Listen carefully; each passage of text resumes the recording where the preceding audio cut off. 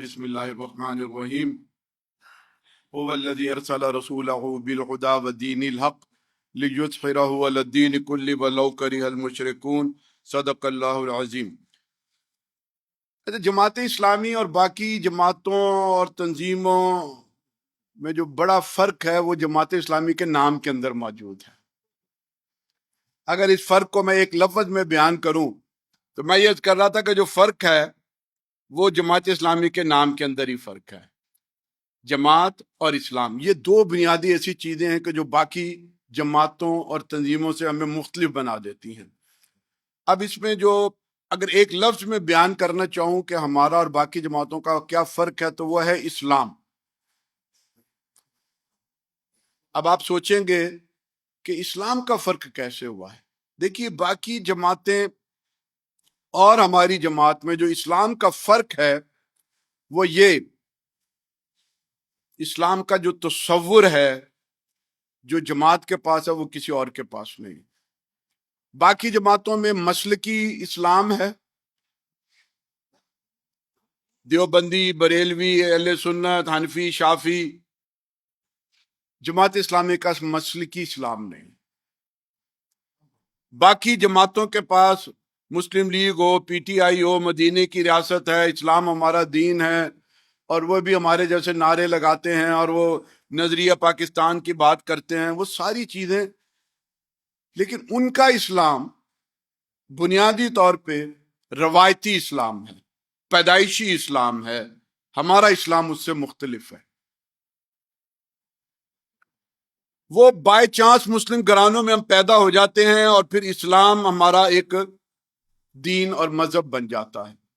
नाम मुसलमानों जैसे रख देते हैं, नमाज भी पढ़ लेते हैं, कुछ चीजें हमें सिखा दी जाती हैं, कुछ चीजें रटा दी जाती हैं, और हम समझते हैं कि हमारा इस्लाम का फहम मुकम्मल हो गया। लेकिन नहीं, जमात इस्लामी का इस्लाम जो है वो ना तो मसलकी इस्लाम है, ना पैदाइशी इस्लाम है, बल्कि सोचा समझा वो इस्लाम है जो कुरान ने हमें बताया है, जो नबी अकरम सल्लल्लाहु अलैहि वसल्लम ने हमें बताया। वो इस्लाम है अताअत व फरमा बरदारी वाला इस्लाम। अताअत व फरमा बरदारी, पूरी कायनात अल्लाह की अताअत व फरमा बरदारी के लिए मजबूर है। अल्लाह ताला ने जमीन, आसमान, पहाड़, पानी, दरख्त, हवा, सितारे, सैयारे, इन सब के लिए एक कायदा और कानून बना दिया। ये कायदा और कानून वक्त के साथ साथ दरियाफ्त हो रहा है। कभी आइंस्टाइन बताता है, कभी न्यूटन बताता है, कभी कोई और साइंसदान बताता है कि कशिश शकल क्या है, एनर्जी और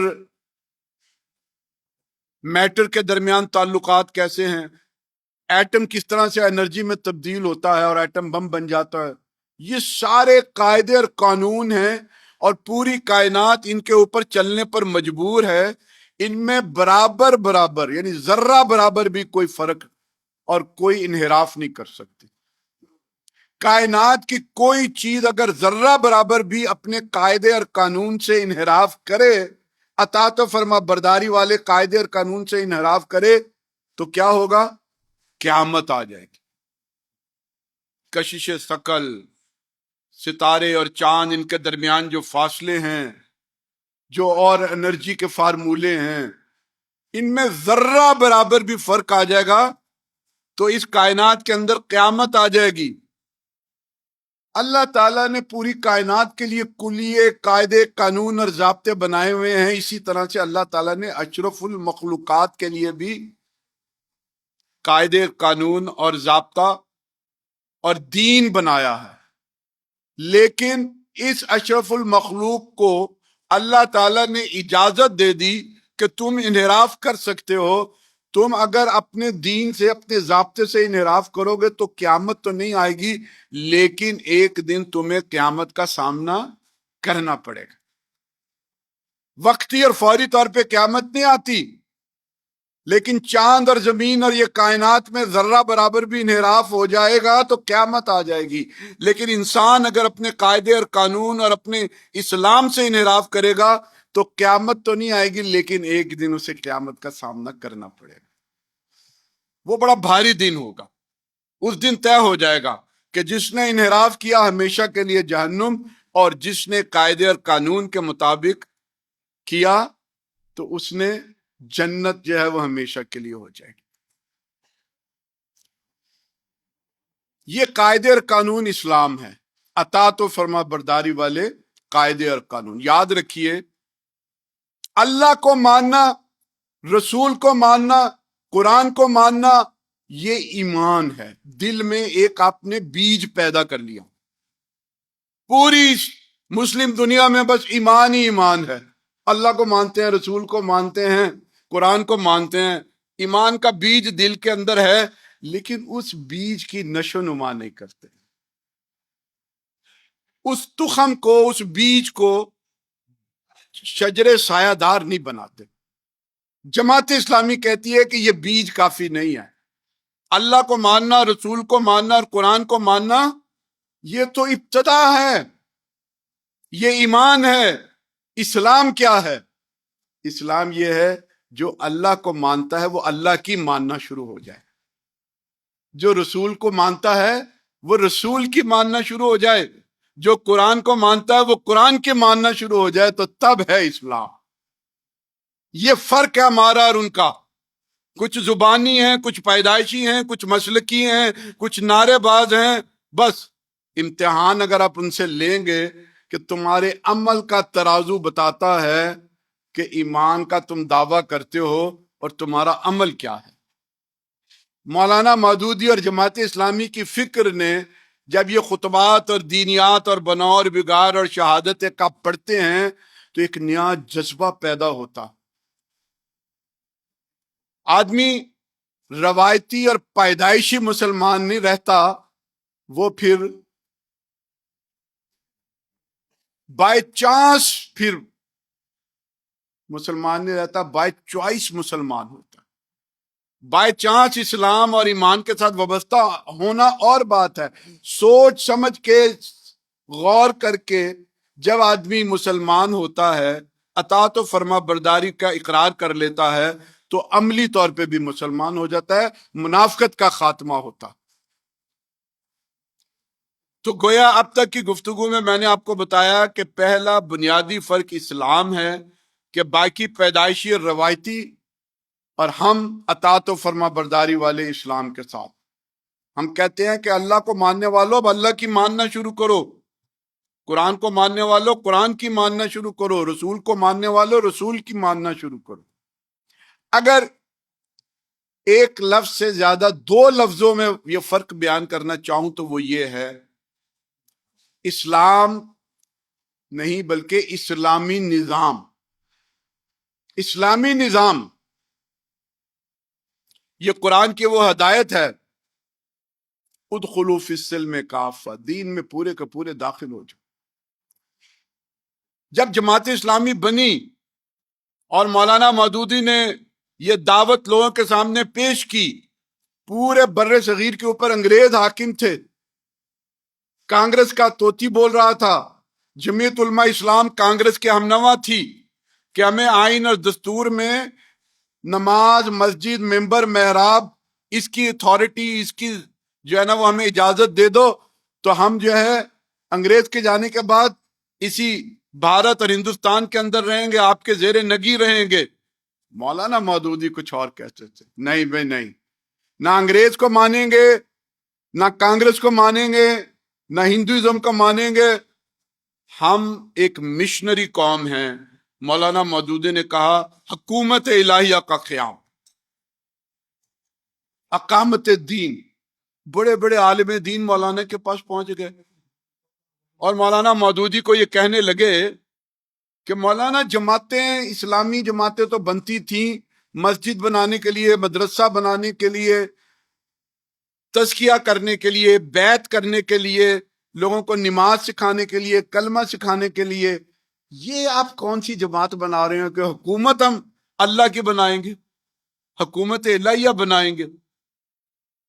تو مولانا نے کہا کہ بھائی قرآن کے اندر تم نہیں پڑھتے هو الذی ارسل رسولہ بالہدی ودین الحق لیظہرہ علی الدین کلہ، کہ تمام چیزوں پر دین کا غلبہ ہو جائے، چاہے مشرکوں کو کتنا یہ ناگوار گزرے اور بھاری گزرے۔ قرآن میں تم نہیں پڑھتے کہ اللہ کی بتائی ہوئی ہدایت کے مطابق اگر تم نہیں کرو گے تو کافر ہو، فاسق ہو اور ظالم ہو؟ خاموش لوگ پھر ہو جاتے تھے، پھر کہتے تھے کہ یہ ممکن نہیں ہے، ہندوستان اتنا بڑا، انگریز یہاں پر حاکم، وہ چلے بھی جائیں اور آپ کہتے ہیں کہ حکومت الہیہ۔ تو مولانا مودودی کہتے تھے کہ بنے یا نہ بنے، میں نے تو اللہ کے اس قانون کے مطابق اپنا کام پورا کرنا ہے، مورچے پہ کھڑے ہو جانا ہے، باقی اللہ جانے نتائج جو ہے وہ دے گا۔ مکے میں بھی تو کوئی امکان نہیں تھا نا، ایک آدمی ہر دور کے اندر ایک نبی اٹھتا ہے، رسول اٹھتا ہے، وہ دعوت دیتا ہے اور پھر وہ کر کے دکھاتا ہے۔ نبی اکرم صلی اللہ علیہ وآلہ وسلم پورا مشرکین اور کافروں کے اور یہودیوں اور عیسائیوں کے درمیان میں ایک آواز اٹھی، اور اس کے بعد پھر حتیٰ کہ مدینے کی ریاست بنا کر اور پھر پورے جزیرت العرب کو ایک حکومت الہیہ کا مثال بنا کر انہوں نے پیش کر دی۔ لوگ کہتے تھے یہ تو 1400 برس پرانی بات ہے، آج کہاں ممکن ہے۔ یہ 1941 کے اندر مولانا مودودی کے ساتھ مطالبہ ہوتا تھا اور مکالمہ ہوتا تھا، اور لوگ کہتے تھے یہ ممکن نہیں ہے۔ اور آج کل کیا کہتے ہیں؟ آج کل کہتے ہیں یار اتنے عرصے سے جماعت اسلامی بنی ہوئی ہے، 1941 سے ابھی تک جب اسلام کا نفاذ کیوں نہیں ہوا، ان کی حکومت کیوں نہیں آئی، قائم کیوں نہیں ہوا؟ کتنا بڑا فرق پیدا ہو گیا۔ اس وقت تھا کہ یہ ہو نہیں سکتا، اور آج لوگ سوال کرتے ہیں کہ یہ ہوا کیوں نہیں۔ تو میں یہ عرض کر رہا تھا کہ اسلامی نظام جو مسجد، منبر، محراب سے نکل کر نماز، روزے، زکوٰۃ اور حج سے آگے بڑھ کر عدالت میں اسلامی نظام، معیشت میں اسلامی نظام، حکومت میں اسلامی نظام، تعلیمی اداروں کے اندر اسلامی نظام، ہر چیز کے اوپر اسلامی نظام، یہ ایک طویل عرصے کے بعد ایک نئی بات تھی جب جماعت اسلامی نے یہ شروع کیا کہ اسلامی نظام کی بات لوگوں کو سمجھ نہیں آتی تھی، بڑے بڑے لوگوں کو سمجھ نہیں آتی تھی۔ میں آپ کو ایک واقعہ بتاتا ہوں۔ پاکستان بننے کے بعد جماعت اسلامی نے مطالبہ نظام اسلامی کی ایک مہم شروع کی 1960 میں، کہ پاکستان کے دستور کو اسلامی ہونا چاہیے۔ پاکستان کے ایک بڑے وکیل تھے اے کے بروہی، آپ جانتے ہیں، سندھ کے لوگ بھی جانتے ہوں گے، اے کے بروہی صاحب۔ انہوں نے بیان دیا کہ یہ جماعت اسلامی کیا کر رہی ہے کہ مطالبہ نظام اسلامی، اور یہ کہتی ہے کہ پاکستان کے آئین و دستور کو اسلامی ہونا چاہیے، یہ ایسے ہی ہے جیسے آپ مطالبہ کریں کہ شلوار قمیض کو اسلامی ہونا چاہیے، گائے کو اسلامی ہونا چاہیے۔ اور اپنے مضمون میں لکھا کہ اگر کوئی مجھے یہ ثابت کر دکھائے کہ ایک انسان کا عقیدہ، مذہب اور دین تو ہو سکتا ہے، لیکن کسی ملک کا، کسی آئین کا، کسی دستور کا کوئی عقیدہ نہیں ہو سکتا، اور اگر کوئی ثابت کر کے دکھائے کہ آئین اور قانون کا بھی عقیدہ اور نظریہ ہونا چاہیے تو میں اسے اتنے 1000 روپے انعام دوں گا۔ اے کے بروہی صاحب کا یہ مضمون اور یہ بیان جو ہے وہ اخبارات کے اندر آیا، جس کا جواب پروفیسر خورشید صاحب نے بھی دیا۔ جماعت کے کچھ لوگ مولانا مودودی کا لٹریچر لے کر ان تک پہنچے۔ اب ذرا دیکھیں لٹریچر کیسا ہے جماعت کا۔ سنت کی آئینی حیثیت،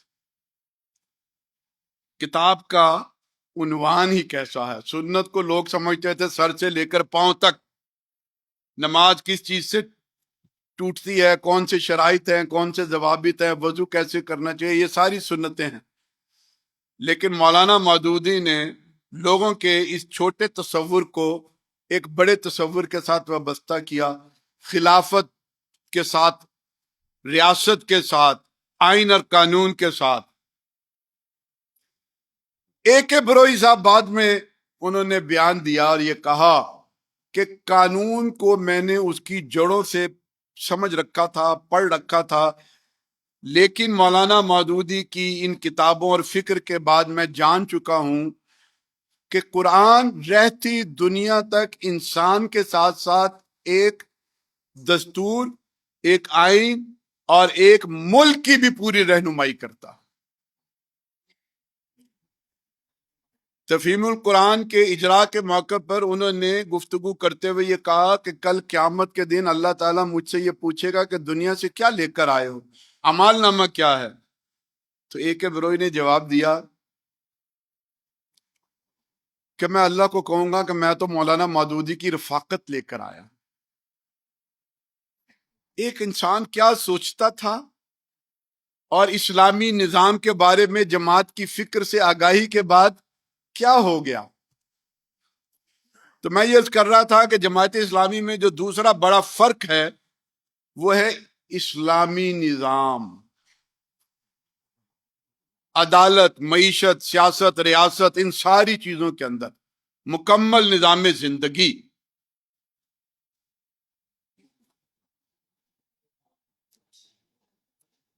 اس دور کا سب سے بڑا فتنہ یہ ہے کہ امت نے اسلام کو دو حصوں میں تقسیم کر دیا۔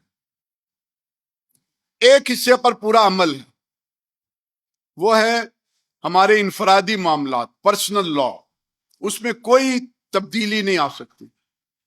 ایک ہے پبلک لا، اس میں جو مرضی کرتے چلے جاؤ، یہ امت جو ہے وہ فکر ہی نہیں کرتی۔ مثلا آج آپ نے فجر کے وقت 2 رکعت نماز پڑھی ہے مسجد میں، جن لوگوں نے مسجد میں پڑھی ہے، وہ امام صاحب بڑی اچھی ان کی قرت ہے، اگر وہ آپ کو کہیں کہ آج 2 رکعت نہیں، اب میں آپ کو 4 رکعت پڑھاتا ہوں، آپ کو زیادہ ثواب ہوگا، اوور ٹائم ملے گا، تو آپ پڑھنے کے لیے تیار ہیں؟ سوال ہی پیدا نہیں ہوتا۔ کوئی امام یہ کہے کہ یار عشاء کی نماز 4 رکعت ہے، آج میں نے اپنے بچوں کو ڈاکٹر کے لے کے جانا ہے، کوئی اور ضروری کام ہے، 2 رکعت پہ گزارا کر لو، تو کوئی کرے گا؟ ممکن نہیں۔ یہ لاہور شیخ پورہ موٹر وے پر ایک واقعہ ہوا، ایک خاتون تھی، اس کی گاڑی کو روکا گیا اور اس کی بے حرمتی کی گئی، کوئی اوباش لوگوں نے اس کے ساتھ برا سلوک کیا، پورا ملک حرکت میں آ گیا، اخبارات، کالم نگار، social media activist, T V channel, پکڑو بہت بڑا گناہ ہو گیا، زنا کر دیا گیا، سڑک کے اوپر اغوا کیا گیا، کھیتوں میں لے جا کے بے حرمتی کی گئی ہے۔ جماعت اسلامی نے بھی وزیر اعلیٰ کے خلاف احتجاج کیا، اس کے دفتر کے باہر گھیراؤ کیا، سب نے کیا، ٹھیک ہے، کرنا چاہیے۔ دوسری طرف ایک ملک کا وزیر اعظم، وزیر مشیر، اسٹیٹ بینک کا گورنر اعلان کرتا ہے کہ سود 12% نہیں 14% ہوگا، 14 نہیں 18% ہوگا، 22% ہوگا، کسی کے کانوں میں جوں نہیں رینگتا۔ سود کے بارے میں تو اللہ تعالیٰ نے لکھا نا کہ اللہ اور اس کے رسول کے ساتھ جنگ ہے۔ یہ جو نمازوں کی رکعتیں ہیں اس کے بارے میں تو یہ نہیں ہے، کمی بیشی جو ہے وہ اتنا بڑا جرم قرار دے دی جائے۔ سود کے بارے میں تو اللہ کے رسول نے اس کی کراہت کو بیان کرتے ہوئے ایک بات یہ بھی بیان کی کہ یہ اتنا برا فعل ہے جیسے تم اپنی ماں کے ساتھ بے حرمتی کرو، کراہت اس طرح سے بیان کی۔ اس کے بارے میں یہ قوم جو ہے وہ اس کے ماتھے پہ بل نہیں پڑتا، لیکن وہ جو پروگرام وہاں پر ہو گیا، ایک واردات ہو گئی موٹر وے کے اوپر، اس پہ جو ہے وہ غیرت جو ہے وہ حرکت میں آ جاتی ہے۔ یہ جو دو عملی ہے کہ کچھ چیزوں کو ہم نے سینے سے لگایا ہوا اور کچھ چیزوں کی ہم پرواہ نہیں کرتے، یہ جرم جس بھی قوم کے اندر پیدا ہو جائے، اللہ تعالی اس کو قیادت کے منصب سے گرا دیتے ہیں۔ امت مسلمہ سے پہلے قیادت کا منصب بنی اسرائیل کے پاس تھا۔ قرآن یہ کہتا ہے، بنی اسرائیل کو مخاطب کرتے، یا بنی اسرائیل اذکروا، ذرا یاد تو کرو میری اس نعمت کو، انی فضلتکم علی العالمین، کہ میں نے تمہیں دنیا جہان پر فضیلت عطا کی۔ لیکن پھر بنی اسرائیل کے اندر جو جرم شروع ہو گئے تو وہ امامت کے منصب سے معزول کر دیے گئے۔ وَضُرِبَتْ عَلَيْهِمُ الذِّلَّةُ وَالْمَسْكَنَةُ، ان کے اوپر ذلت اور محتاجی کا غلبہ ہو گیا۔ وہ کس بنیاد کے اوپر تھا؟ قرآن جو ان کے جرائم کی تفصیل بتاتا ہے ان میں ایک بڑا جرم یہ تھا، اَفَتُؤْمِنُونَ بِبَعْضِ الْكِتَابِ وَتَكْفُرُونَ بِبَعْضٍ، کہ کتاب کی بعض چیزوں پر تو تم نے پوری طرح سے عمل کیا ہوا ہے اور کتاب کی بعض چیزوں کو تم نے بالکل چھوڑ رکھا ہوا۔ یہی جرم جو ہے وہ اس امت مسلمہ کا ہے کہ انہوں نے اسلام کو دو حصوں میں تقسیم کر دیا۔ ایک ذاتی اسلام ہے، ایک معاشرتی اسلام ہے۔ ذاتی اسلام کی حفاظت کرتے ہیں اور جو معاشرتی پبلک لا ہے اس کا انحراف کرتے ہیں۔ جماعت اسلامی کو تانا دیتے ہیں کہ یار یہ بڑی اچھی جماعت ہے، لیکن ان کے پروگراموں میں جاؤ، ان کے درس قرآن میں جاؤ تو یہ ہر وقت جو ہے نا کچھ نہ کچھ کر کے کبھی اسلام آباد کے حکمرانوں کو للکارتے ہیں، کبھی امریکہ کو للکارتے ہیں۔ ان کے اندر سیاست بڑی ہے یہ چھوٹے سے باتیں بڑی بڑی کرتے ہیں، کبھی روس کو جو ہے وہ للکارتے ہیں، کبھی ورلڈ طاقتوں کو جو ہے وہ گھراتے ہیں، کبھی نواز شریف، کبھی بے نظیر، کبھی جو ہے وہ تحریک انصاف۔ یہ کیا کرتے کیا رہتے ہیں؟ یہ تو بڑے سیاست باز ہیں۔ میرے بھائیوں، ہماری سیاست کیا ہے؟ ہم یہ کہتے ہیں اقتدار کے ایوانوں میں دین کا دروازہ بند ہے، آئیے مل جل کر اسلام آباد میں اقتدار کی راہداریوں میں دین کا دروازہ کھول دیں۔ یہ ہماری سیاست ہے۔ جس طرح سے مسجد کا دروازہ کوئی بند کر دے، وڈیرا، جاگیردار، حکومت، پولیس، انسپیکٹر، تھانے دار، کہ یار اس کو میں نے تالا لگا دیا ہے، یا نقص امن عامہ کا مسئلہ ہے، یا مسجد بڑی تھی اس کے اوپر کوئی قبضہ رکھنے کی کوشش کر رہے ہیں، یا حکومت کہتی ہے یہاں سے ہم نے سڑک گزارنی ہے، مجھے بتائیں کہ مسجد کے دروازے پہ تالا لگ جائے تو کیا آپ اپنے گھروں میں نماز پڑھیں گے؟ نہیں۔ نمازی تو نمازی، جو بے نمازی ہیں وہ بھی آ کے اس دروازے کے تالے کو توڑ پھینکیں گے اور کسی کو یہ نہیں کہیں گے کہ اس مسجد کے دروازوں کو بند کر دیا جائے۔ یہ ہمارا طرز عمل ہے۔ یہ جو مسجد ہے یہ چھوٹی امامت ہے، امامت صغرا ہے۔ امامت کبرا تو اسلام آباد والی امامت ہے۔ امامت کبرا کی فکر کرنی ہے ہم نے۔ تو جماعت اسلامی اور باقی جماعتوں میں فرق یہ ہے، اطاعت و فرما برداری والا اسلام، دو لفظوں میں اسلامی نظام۔ اسلامی نظام کلمے سے لے کر اقتدار تک ہر نظام زندگی اس کے اندر شامل ہو۔ کسی اور جماعت کے پاس یہ مکمل نظام زندگی کہ معیشت کیسے ہونی چاہیے، عدالت کیسی ہونی چاہیے، تعلیم کیسی ہونی چاہیے، یہ پورے کا پوری چیزیں جو وہ موجود نہیں ہے۔ جماعت اسلامی اس کے اوپر پوری تفصیلات بیان بھی کرتی ہے اور پوری دستاویزات بھی موجود ہے۔ پھر اگلی بات، جب کوئی جماعت اسلامی میں آتا ہے، جیسے آپ لوگ سب لوگ آ گئے، ہم ہیں زبانی بات نہیں، نعرے والی بات نہیں، آپ نے ایمان اور اسلام اپنی عملی زندگی میں لے کر آنا۔ اطاعت و فرما برداری اللہ اور اس کے رسول کی اور قرآن کی۔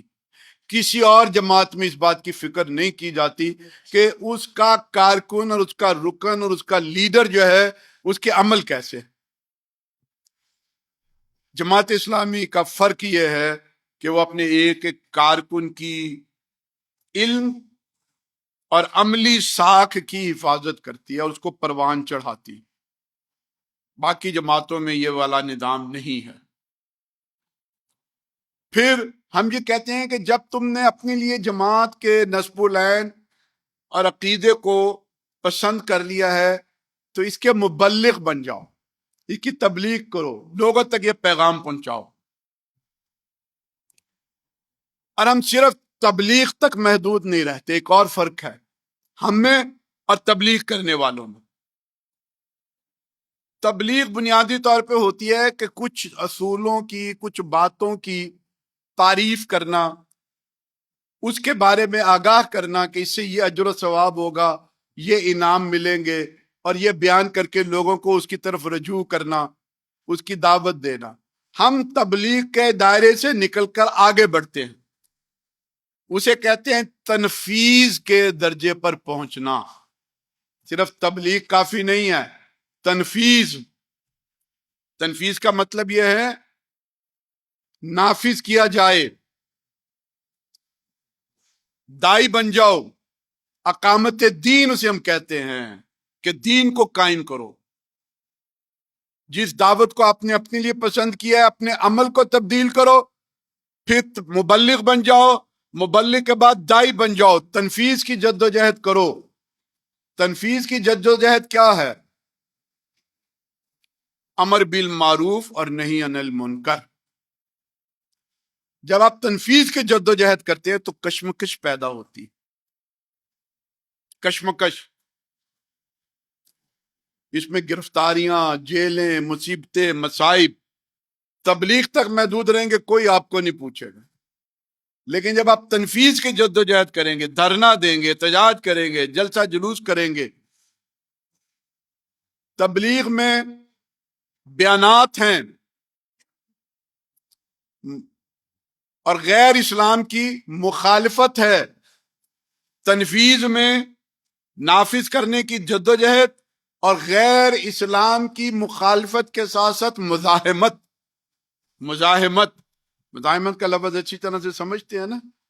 یہ مزاحمت ایسی ہے کہ آنکھوں میں آنکھیں ڈال کر جو ہے نا وہ آپ کو کہنا پڑتا ہے کہ جو لوگ یہ کہتے ہیں کہ پاکستان کو ہم کمیونزم کی ایک مملکت بنائیں گے، تو مولانا مودودی نے کہا کہ ہم مسلمان ہیں اور ہماری گردنوں پر جب تک یہ سر موجود ہے، کوئی اس ملک کے اندر جو ہے وہ کمیونزم کی بات نہیں کر سکتا۔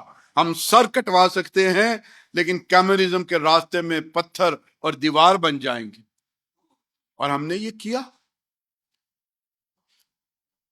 تنفیذ کی جد و جہد۔ اس کے بعد اب ہم آ جاتے ہیں جماعت کی طرف۔ باقی جماعت اور جماعت اسلامی میں جو فرق ہے وہ اس طرح سے کہ جماعت میں عہدے نہیں ہوتے، صدر، سیکٹری، وائس پریزیڈنٹ، پروٹوکول، عہدے۔ جماعت میں عہدے نہیں ہیں، منصب اور ذمہ داریاں ہیں، منصب اور ذمہ داریاں، چاہے وہ امیر کی صورت میں ہو، قیم کی صورت میں ہو، چھوٹا امیر، بڑا امیر، ضلع کا، حلقے کا، لیکن یہ سب ذمہ داریاں ہیں، یہ عہدے اور منصب نہیں ہیں۔ یہ ذمہ داریاں بھی کس طرح سے ہیں؟ جب ایک آدمی ذمہ دار بنایا جاتا ہے اور اس کو حلف کے لیے کہا جاتا ہے کہ دستور کے مطابق آپ حلف پڑھو، تو یوں لگتا ہے کہ جیسے وہ عوام کی عدالت سے نکل کر اللہ کی عدالت میں کھڑا ہو گیا ہے۔ زبان کانپتی ہے، بدن لرزتا ہے، لفظ منہ سے نکلتے نہیں ہیں، اور وہ یہ سمجھتا ہے کہ جس منصب پر مجھے ذمہ داری دے دی گئی ہے، کل میں نے اللہ کے ہاں جا کے حساب دے گا۔ وہ اسے اپنا پروٹوکول نہیں بناتا، وہ اس عہدے کو ذمہ دار سمجھتا ہے۔ یہی وجہ ہے، اور یہ چھوٹی وجہ نہیں ہے، بہت بڑی وجہ ہے۔ دنیا میں آپ کوئی ایسی جماعت نہیں دکھا سکیں گے جو 1941 سے لے کر اب تک سیسا پلائی ہوئی دیوار، جس کے اندر کوئی رخنا نہ آیا، بنیادیں مرصوص موجود، کوئی گروہ بندی نہ آئی ہو، کوئی انتشار نہ پیدا ہوا۔ یہ جماعت اسلامی کا کتنا بڑا اعزاز ہے۔ 1941 میں مولانا مودودی، میاں طفیل محمد، قاضی حسین احمد، منور حسن، سراج الحق اور اب حافظ نعیم صاحب. اقتدار منصب تبدیل ہوتے ہیں اوپر سے لے کے نیچے تک. کبھی اس جماعت میں کوئی گروہ بندی نہیں پیدا، کوئی گروپنگ نہیں ہوئی، کوئی لیگ پولنگ نہیں ہوئی، کوئی انتشار نہیں ہوا. آپ کو دنیا میں کوئی ایسی ایک جماعت پہ نہیں ملے گی جو یہ تاریخ رکھتی. میں نے پنجاب یونیورسٹی سے MBA کیا، مینجمنٹ ایڈمنسٹریشن آرگنائزیشن پڑھی ہے. کوٹ لکھپت جیل سے میں نے MA پولیٹیکل سائنس کیا ہے. ساری جماعتیں چیزیں پڑھی بھی ہیں، پرکھی بھی ہیں. تو میں بلا خوف تردید یہ کہہ رہا ہوں کہ آپ کوئی ایک دنیا بھر کی جماعت نہیں بتا سکتے، چاہے وہ امریکہ ہو، کینیڈا ہو، عرب ہو، افریقہ ہو، کہ وہ اس کے اندر کبھی کوئی انتشار اور لیگ پولنگ اور گروہ بندی نہ پیدا ہوئی ہو، سوائے ان جماعتوں کے جن کی فکر جو ہے وہ جماعت اسلامی سے وابستہ. چھوٹی چھوٹی جماعتیں ہیں. مسلم لیگ کئی جماعتوں میں تقسیم ہے. پارٹی کے اندر جو ہے وہ ایک وراثت ہے، باپ کے بعد بھائی بیٹا یہ وہ. پیپلز پارٹی کو لوگ اب کہتے ہیں کہ یہ پیپلز پارٹی کیا رہ گئی، کہتے ہیں پیو پتر اور پھپھی. سندھ والے زیادہ اچھی طرح سمجھتے ہوگے کہ PPP کا مطلب جو ہے پیو پتر اور پھپھی. یہی ہے نا آج کل. گروہ بندی ہے، میراث ہے، وراثتیں ہیں، لیگ پولنگ ہے، اس سے ہٹ کر کچھ اور چیز نہیں ہے. یہ جماعت اسلامی ہے. بڑی بڑی خانقاہیں، بس وہ پیر صاحب چلے گئے، بڑے معزز تھے، اچھے تھے، اب اس کا بیٹا جو ہے وہ جو کچھ بھی ہے، کبھی پتہ لگتا ہے کہ جناب وہ گھوڑا سواری کر رہا ہے، کبھی جو ہے وہ ریس کے اندر موجود ہے، اور کبھی جو ہے وہ خانقاہ کے اندر مریدوں کو جو ہے وہ دیدار بخش رہا ہے. بس بنے ہوئے ہیں، خانقاہی نظام بنا ہوا، وراثتیں جو ہے نا وہ چل رہی. یہ جماعت اسلامی ہے. یہ سب تمہارا کرم ہے آقا کہ بات اب تک بنی ہوئی ہے. چھوٹی بات نہیں ہے، بہت بڑی بات ہے. چونکہ ہمیں جماعت کے اندر کبھی ہم نے اس کو محسوس نہیں کیا، لیکن سچی بات یہ ہے کہ اس سے بڑا فرق جو ہے وہ کوئی اور نہیں ہو سکتا. اگر صرف اسی امتیاز کو آپ سامنے رکھیں تو جماعت اسلامی کے لیے سب کچھ قربانی کا جذبہ آپ کے اندر پیدا ہو جانا چاہیے. یہ بہت بڑی نعمت ہے، اللہ کا خاص ہاتھ ہے اس جماعت کے اوپر. میں اپنے گھر میں اپنے بچوں کے بارے میں سوچتا ہوں، میرے مرنے کے بعد پتہ نہیں یہ میرے بچے اکٹھے رہ سکیں گے کہ نہیں رہ سکیں گے. ایک نسل کے بعد دوسری تیسری نسل میں تو ممکن ہی نہیں ہے. اور یہ جماعت اسلامی 4 نسلوں سے کس طرح سے اتحاد، اتفاق، بنیان مرصوص.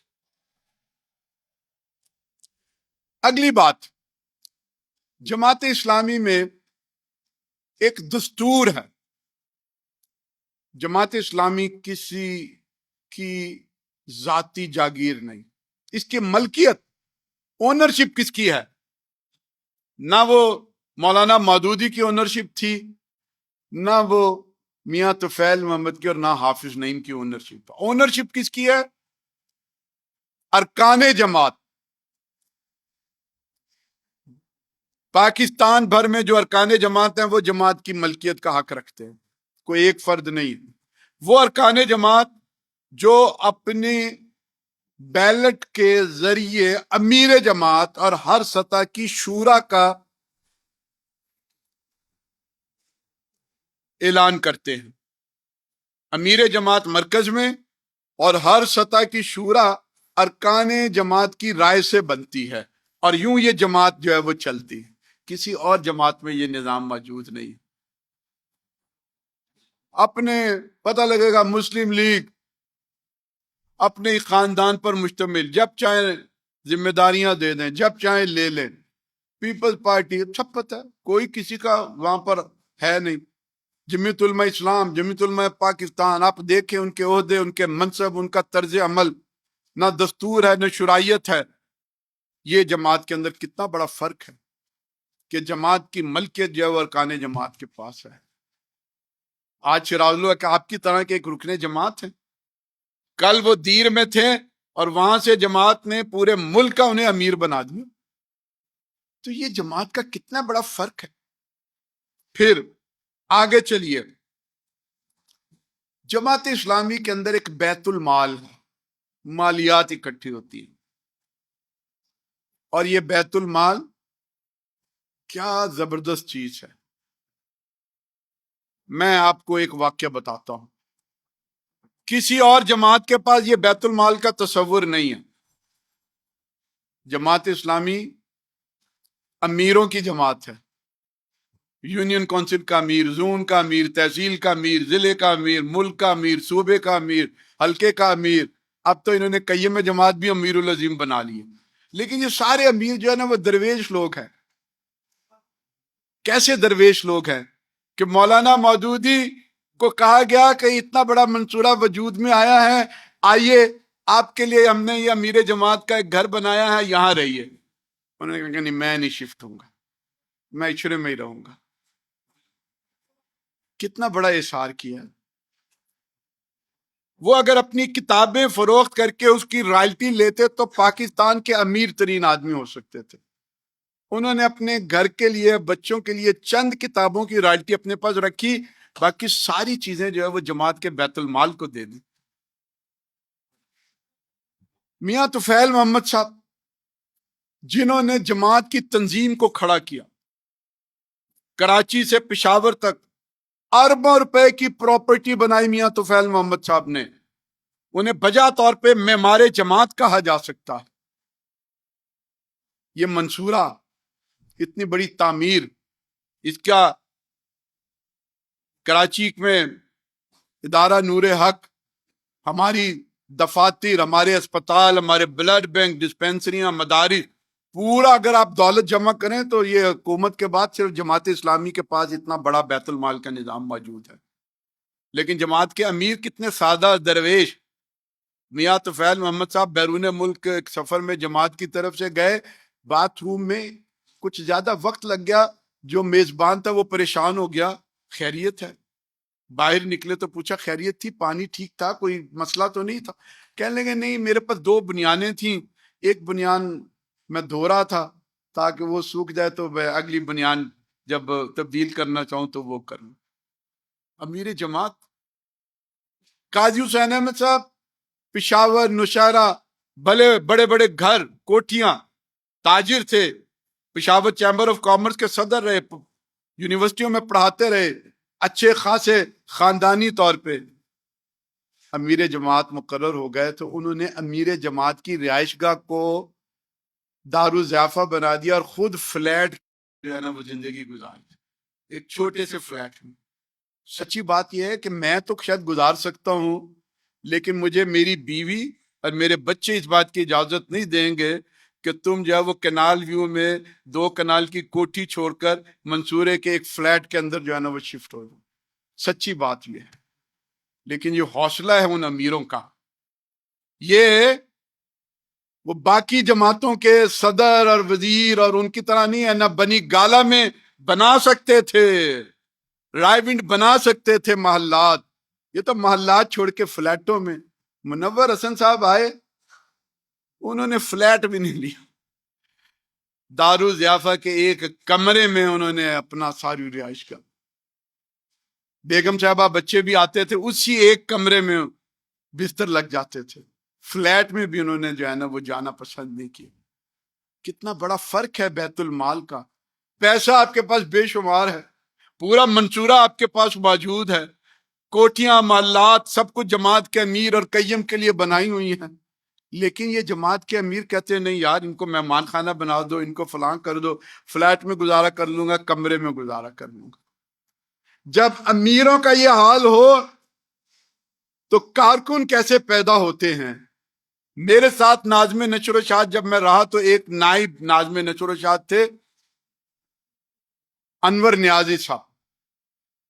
برسا برس انہوں نے جماعت کی خدمت کی، ریٹائر ہوئے تو جماعت نے ان سے جو فلیٹ تھا، ظاہرہ ریٹائرمنٹ کے بعد لے لیا، گریجوٹی دی 10-12-15 لاکھ روپے کی. مجھے ان کے بیٹے نے بتایا کہ ابو جو ہیں وہ اپنی گریجوٹی کی رقم بیت المال میں جمع کروانا چاہتے ہیں، ابو کو منع کریں. میں نے اگلے دن نیازی صاحب کو بلایا، میں نے کہا نیازی صاحب یہ آپ کے بچوں کی امانت ہے، آپ ریٹائر ہو گئے ہیں نا، آپ کا گھر ہے، اب آپ نے جو ہے نا وہ گھر بھی بنانا ہے، آپ کا ایک بیٹا جو ہے وہ ایک پرنٹنگ مشین خریدنا چاہتا ہے، فلاں بیٹا یہ کرنا چاہتا ہے، وہ ایک رکشہ لینا چاہتا ہے، تو آپ اپنی اس گریجویٹی کو ان بچوں کے سپورٹ کریں تاکہ ان کا انکم کا ذریعہ بنے۔ آگے سے وہ کیا جواب دیتے ہیں؟ کہتے ہیں امیر العظیم بچے جانے، بچوں کا کیریئر جانے، مجھے تو فکر یہ ہے کہ میں نے اتنا طویل عرصہ جماعت کا کام کیا، مجھ سے کچھ اونچ نیچ ہو گئی ہوگی، میں چاہتا ہوں کہ یہ جو مجھے گریجویٹی ملی ہے یہ بیت المال میں جمع کروا کے میں اپنے ان گناہوں کی تلافی کر لوں جو اتنا عرصہ یہاں رہتے ہوئے مجھ سے ہوئی ہوگی۔ میں نے کہا نیازی صاحب آپ نے یہ ظلم نہیں کرنا، میں آپ تمہیں حکم دیتا ہوں کہ آپ نے یہ کام نہیں کرنا۔ کہہ لیں گے اب میں نائب ناظم نشر و شاعت نہیں ہوں کہ میں آپ کے حکم کا پابند ہوں، اب میں ریٹائر ہو گیا ہوں، فارغ ہوں، میں خود سوچوں گا۔ چلے گئے۔ اگلے دن میرے آنے سے پہلے انہوں نے آ کے وہ رقم بیت المال میں جمع کروائی۔ واللہ کیسی مثالیں ہیں، چلتے پھرتے یہ کارکن جماعت کے، یہ امانت اور دیانت کی مثالیں۔ ہمیں یہی کارکن چاہیے۔ جو لوگ جماعت اسلامی کو ووٹ بینک سے ناپتے اور تولتے ہیں انہیں میں بتانا چاہتا ہوں ووٹ بینک بھی قیمتی ہے، وہ بھی ایک دن انشاءاللہ کر کے دکھائیں گے، لیکن جماعت کو صرف ووٹ بینک سے ناپنے اور تولنے کی کوشش نہ کریں، پارلیمنٹ کے ذریعے ناپنے اور تولنے کی کوشش مت کریں۔ جماعت کی دعوت، جماعت کی تنظیم، جماعت کی تربیت، جماعت کا اخلاص، جماعت کی یہ ساری چیزیں، اس کو وزن دیں۔ کامیابی، سیاسی کامیابی مطلوب ہے، مقصود ہے، لیکن معبود نہیں ہے۔ سیاسی کامیابی مطلوب ہے، مقصود ہے، لیکن معبود نہیں ہے۔ سیاسی کامیابی کیا ہوتی ہے یہ بھی ذرا نوٹ کر لیں، جو جماعت اور باقی جماعتوں میں بڑا فرق ہے۔ مدینے کی ریاست یہ مقصود نہیں ہے، مدینے کی ریاست ایک انعام ہے۔ مدینے کی ریاست جو ہے وہ فواد چودھری، فردوس عاشق وان اور اس طرح کے لوگوں کے ذریعے نہیں بنتی اور نہ ملتی ہے۔ مدینے کی ریاست ایک انعام کے طور پہ ملتی ہے جب کوئی جماعت حضرت ابو بکر، حضرت عمر، حضرت عثمان، حضرت علی جیسی شخصیتوں کو تیار کر لیتی۔ انسان سازی اور کردار سازی آپ کر لیں گے تو اللہ تعالیٰ انعام کے طور پہ آپ کو ریاست بھی عطا کر دیں گے۔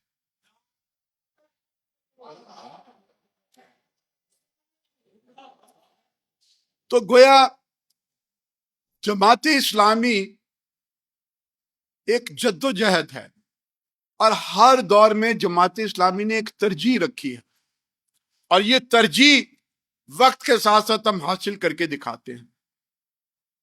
جماعت کے ابتدائی دور میں ترجیح یہ تھی دعوت۔ اس دعوت کے لیے جماعت اسلامی نے ادارے بنائے، کتابیں لکھی، تقریریں کی، فکر تیار کی اور پوری دنیا میں پھیلائی، اور ہم نے دعوت کے مورچے کو فتح کیا۔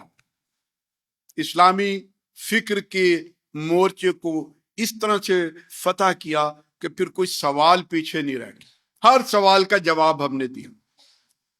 پھر کچھ عرصے کے بعد جماعت اسلامی کی ترجیح بنی تنظیم، اور وہ تنظیم ہم نے ایسی کھڑی کی کہ جس کے بعد لوگ یہ جانتے ہیں کہ اس تنظیم کو نہ کوئی لالچ خرید سکتی ہے اور نہ کوئی روب اور دباؤ اور ڈکٹیٹر اس کو دبا سکتا۔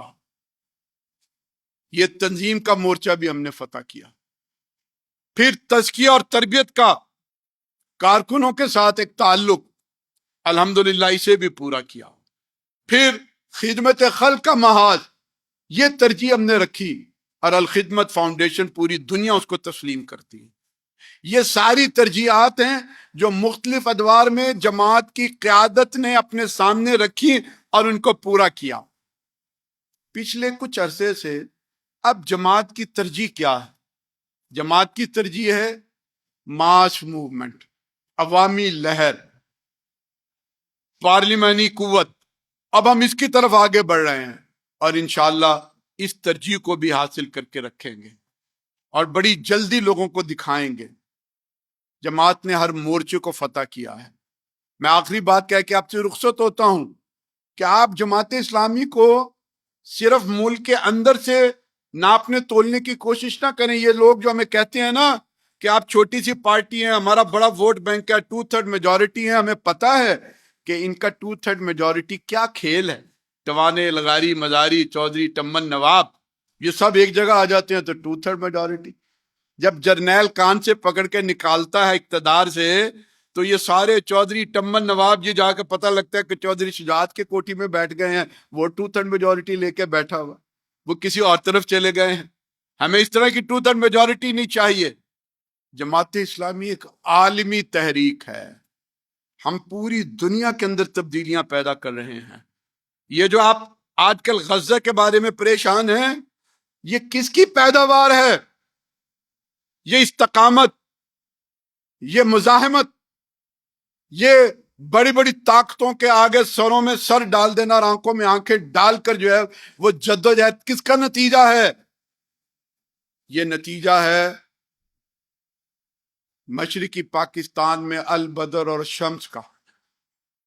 البدر اور شمس بانی جماعت اسلامی کی پہلی کتاب تھی الجہاد فی الاسلام.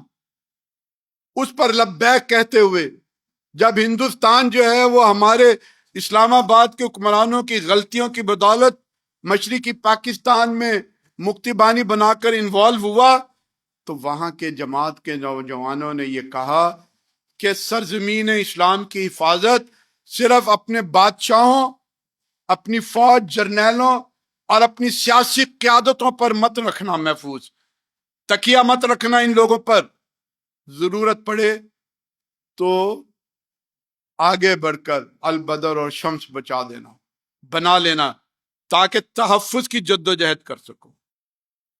وہ پلٹن میدان سے جو البدر اور شمس نے ایک پیغام دیا, وہ سکوت ڈھاکہ تو نہیں روک سکے, لیکن انہوں نے تاریخ کا کانٹا تبدیل کر دیا.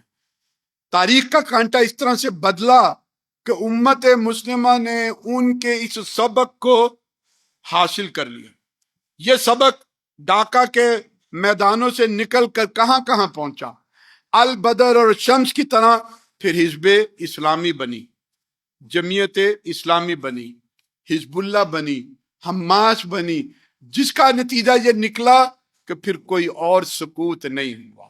نہ سکوت ڈھاکہ ہوا, نہ سکوت سری نگر ہوا, نہ سکوت بوسنیا ہوا, اور نہ سکوت غزہ ہوگا. جدوجہد ہے, اور وہ جدوجہد وہی ہے کہ اپنی مرضی سے ہمیں جینے کا حق دو گے تو جیئیں گے, ورنہ اپنی مرضی سے مرنے کا حق استعمال کر کے دکھائیں گے.